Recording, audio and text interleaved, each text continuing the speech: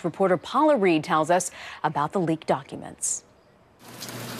Late Friday, WikiLeaks released a batch of more than 2,000 emails it says were hacked from the account of Clinton campaign chairman John Podesta. The emails include what appear to be excerpts from the Wall Street events that earned Clinton millions of dollars. Clinton has been under pressure to release transcripts of her speeches from her opponents. I would think that a speech so great that you got paid so much money for, you would like to share it with the American people. So I think she should release the transcript. She made $21.6 million giving speeches to Wall Street banks and other special interests, and in less than 2 years, secret speeches that she does not want to reveal under any circumstances to the public. I wonder why. But Clinton has said she won't release them unless all candidates are held to the same standard. When everybody does it, okay, I will do it. The new excerpts hint at why Clinton was reluctant to make them public. In a speech in early 2014, Clinton acknowledged she is out of touch with the middle class, noting, "The life I've lived and the economics, fortunes that my husband and I now enjoy." She told another group that politicians need both a public and a private position to appease voters. Her words hit squarely on her perceived weaknesses on relatability and trust, and are likely to come up in tomorrow's town hall-style debate. WikiLeaks says this is just 1% of the emails that it intends to release before the election. The State Department will also be posting previously unreleased Clinton emails for the next 2 weeks. Rena? Paula Reed following the Clinton email trail. John Dickerson is the host of Face the Nation and the political director of CBS News. He joins me now from Washington University in St. Louis, where Hillary Clinton and Donald Trump will face off in their second debate Sunday night. John, first off, I want to ask you about Donald Trump. How do you think that the fallout from this tape will play out? Well, there have been lots of calls from Republicans that he should step down as the party's nominee. People are calling for that, even though it's not clear how that exactly would work. There's also people who have roundly criticized him. The question for him is what his response will be on the debate stage and how much more this will grow as leaders in the Republican Party try to send him a message, but doesn't sound like he's listening. And we know Hillary Clinton now has more questions to answer than she did 24 hours ago. What do you expect to hear from her tomorrow night?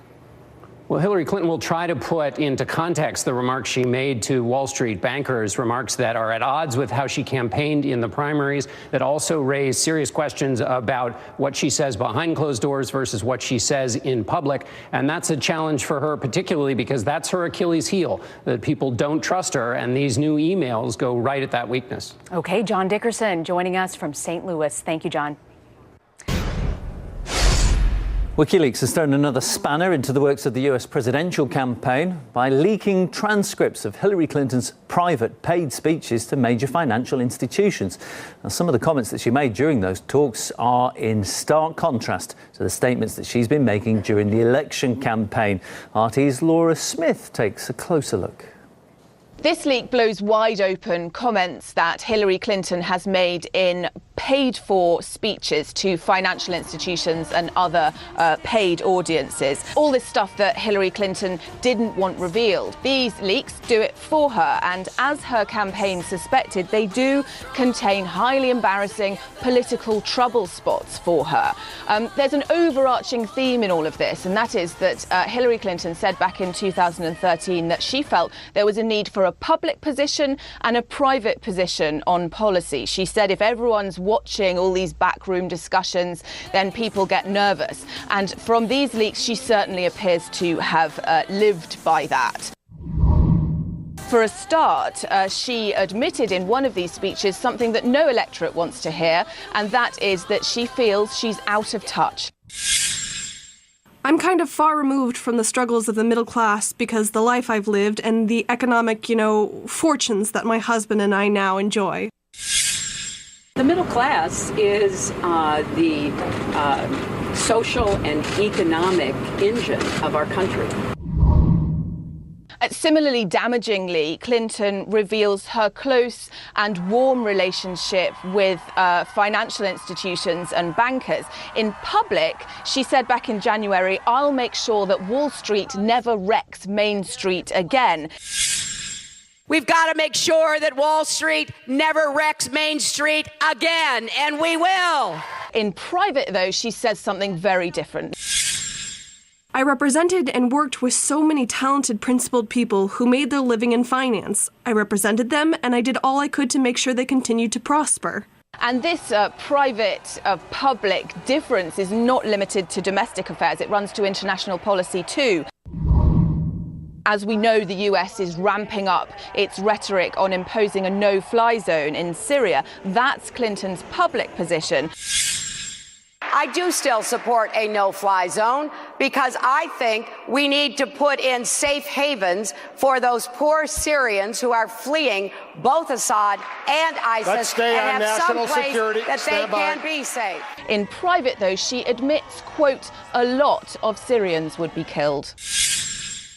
To have a no-fly zone, you have to take out all of the air defense, many of which are located in populated areas. So our missiles, even if they are standoff missiles, so we're not putting our pilots at risk, you're going to kill a lot of Syrians.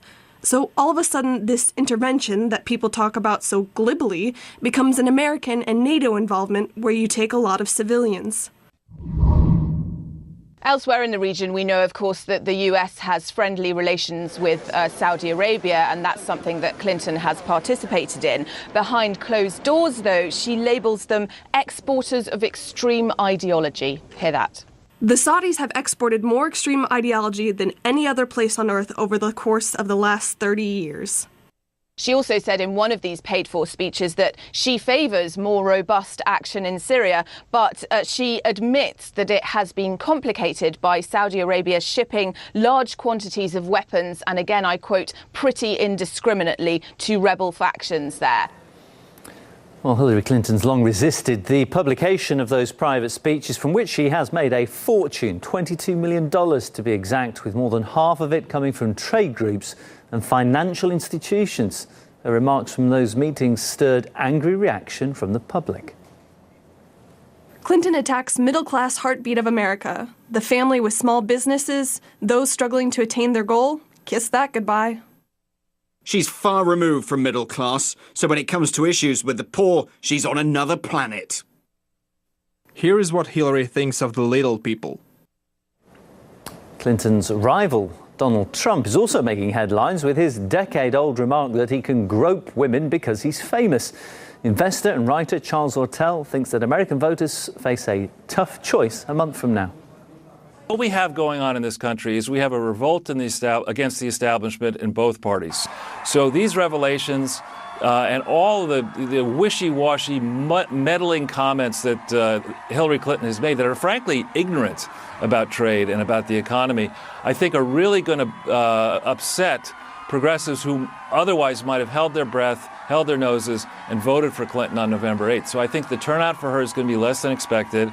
I think that, everyone understands who thinks about it that Donald Trump is somewhat vulgar. And certainly when he was a playboy in his youth, he was outrageous. It's not good behavior. I have a daughter. I wouldn't want to try to defend this behavior to my own daughter. It's horrible behavior on his part. Horrible that he was joking about it and thought it was so funny while his wife was pregnant.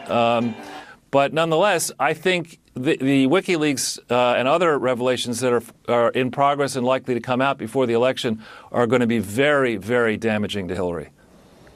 Unfortunately for Clinton, WikiLeaks has promised yet more damaging revelations as part of its so-called October surprise. And the group's chief, Julian Assange, was actually intending to make the announcement himself from the balcony of the Ecuadorian embassy in London, where he's been holed up for so long. But he cancelled that appearance at the very last minute over security concerns. Around the same time, WikiLeaks claimed that Hillary Clinton had joked about plans to kill Assange with a drone. However, when asked about that, the presidential candidate said she never recalled making such a joke. Did you ever joke about droning Assange? Well, I don't know anything about what he's talking about, and I don't recall any joke. It would have been a joke if it had been said, but I don't recall that. Clinton's team hasn't yet confirmed or denied the authenticity of the emails, which were leaked from the account of campaign chief John Podesta. He was quick, though, to blame the usual suspect, accusing Moscow of trying to help Donald Trump. WikiLeaks responded, saying that Podesta shouldn't be crediting Russia for the work of the whistleblowing website. The leak's the latest in a series of hacking incidents that targeted the Democratic presidential campaign America's formally accused Russia of cyber attacks designed to influence next month's US presidential election. The allegation came in the form of a joint statement from the Office of the Director of National Intelligence and the Department of Homeland Security. And it was peppered with phrases such as "we believe" and "consistent with past methods," although no actual evidence was put forward.